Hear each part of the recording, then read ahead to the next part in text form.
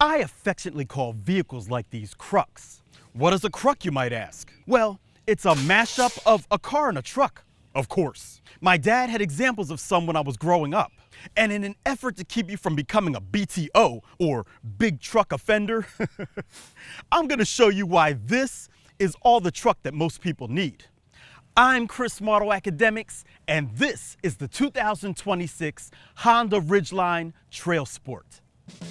For the purpose of this review, instead of calling it a cruck, I'll refer to our ash green metallic tester as a truck, with a T, because it is still designed to look and perform like a pickup truck. But underneath, it's a unibody construction, just like a car. And if you don't understand why that's important, you should check out our SUV vs. crossover video at the link above. Also, if you find anything in this video informative, interesting, or entertaining, go ahead and give it a like because it doesn't cost you anything and helps the channel out a ton. Thanks in advance. Now, if you're interested in a pickup, don't turn away yet because this Ridgeline and other vehicles like it are just as capable as most people need them to be. The only option on our tester is the tailgate blackout package for $220 and the ash green metallic paint for $455, giving it a total M.S.R.P. of $48,165. While many off-road trims go overboard with extra plastic bits and cladding, this Ridgeline TrailSport is a little more reserved. Yeah, the grille is bold, the badging is orange and black, and Ridgeline is stamped across the tailgate, but the most noticeable difference are the wheels and tires. And like the Passport TrailSport I reviewed last year, they're pretty aggressive. This has 18-inch shark gray alloy wheels that are wrapped in 245/60 series General Grabber AT Sport tires. Other notable exterior features include LED lighting, off-road tuned suspension, 7.64 inches of ground clearance, acoustic windshield, rear privacy glass, steel underbody protection, power folding outside mirrors with turn indicators, Class 3 tow hitch with 7-pin connector, and remote start. A cool feature of the Ridgeline is its dual opening tailgate. Of course, it opens in the traditional manner where you'll find bed lighting, tie-down cleats, and even a cubby in the corner. Plus, the bed is constructed of SMC composite, so there's no need for a bed liner, and there's space for 4-foot wide items between the wheel wells. The tailgate can also swing open to access the 5-foot bed. That method gives you access to the locking in-bed trunk that provides 7.3 cubic feet of space, and has a drain plug too. Farther forward is storage for the compact spare and jack.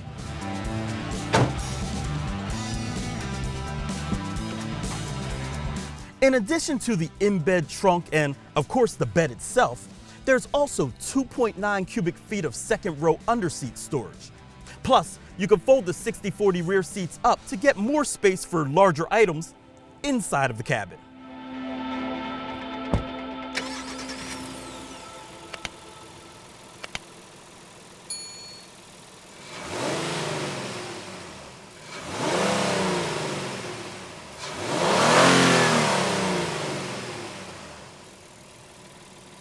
The powertrain consists of a 24-valve single overhead cam 3.5-liter V6 engine that makes 280 horsepower and 262 pound-feet of torque. A 9-speed automatic transmission handles the gears, sending power to all 4 wheels. Max payload is 1,521 pounds, and max tow capacity is 5,000 pounds. The intelligent traction management system allows you to choose between normal, snow, mud, and sand, and there's an econ mode for max efficiency too. EPA estimated fuel economy is rated at 18 miles per gallon city, 23 miles per gallon highway, and 20 miles per gallon combined. Auto Academics saw an impressive average of 22.6 miles per gallon during testing on regular fuel.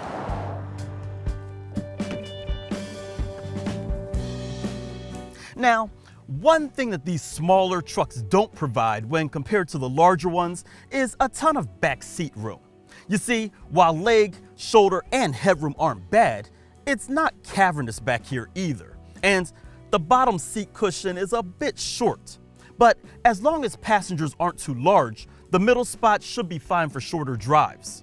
This truck has tri-zone climate also, but you can only control the temp back here from up there.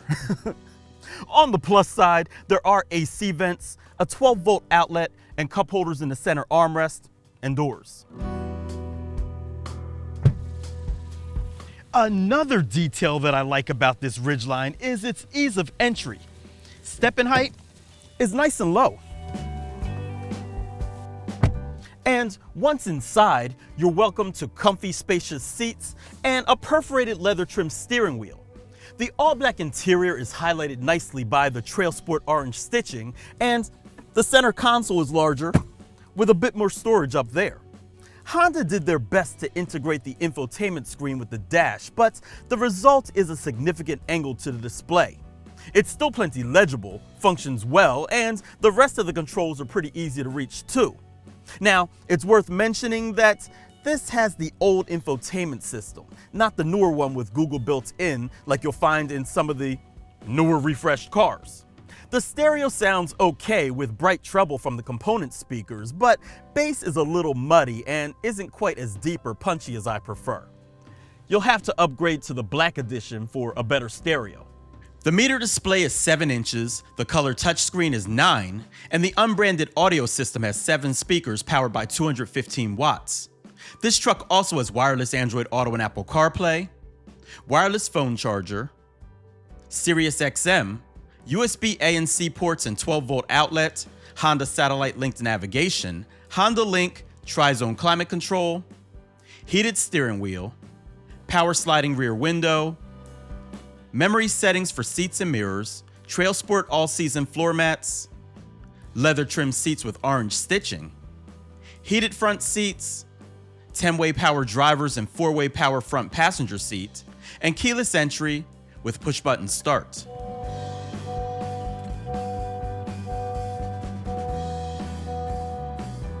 Safety features consist of Honda Sensing Driver Assist that incorporates collision mitigation braking, road departure mitigation system, forward collision warning, lane departure warning, lane keeping assist, adaptive cruise, rear view camera, blind spot warning, auto high beams, parking sensors, and rear cross traffic alert.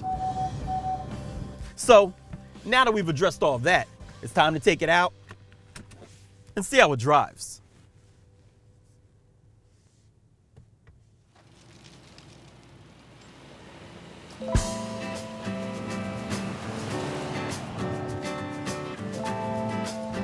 One nice thing about these unibody trucks is that because they're constructed more like cars, that means that they drive more like cars. And the fact that this Ridgeline is a Honda means you get that plus too. Even with the expected squish of the off-road tuned suspension, this truck handles decently. That is, of course, within the limits of its all-terrain tires. Overall, cabin insulation is decent too, thanks to the acoustic windshield. Now, there is some wind noise off of the side view mirrors at higher speeds, and the all-terrain tires are noisier than all seasons. But you shouldn't be surprised by that with a trim like this. I don't have any significant complaints about the powertrain either. It's refined and makes a nice V6 growl when you get on the gas. The transmission is smooth and the steering has a nice weightiness to it. Also, all Ridgelines come standard with all-wheel drive. And even though it's front-wheel drive biased, the system can send up to 70% of the engine's torque to the rear wheels. And even if you don't take this off-road, that can be helpful in places like the Northeast that got a lot of snow this year.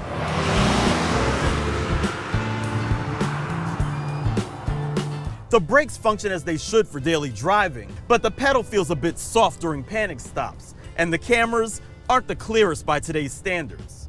Outside of that, the Ridgeline remains a really nice truck option for when you don't truly need a truck.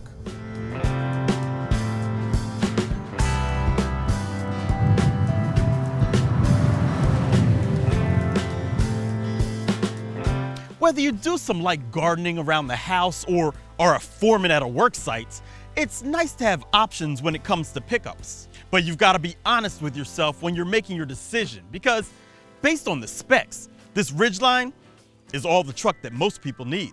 So, do any of you know any big truck offenders? Or are any of you big truck offenders? Let us know in the comments below.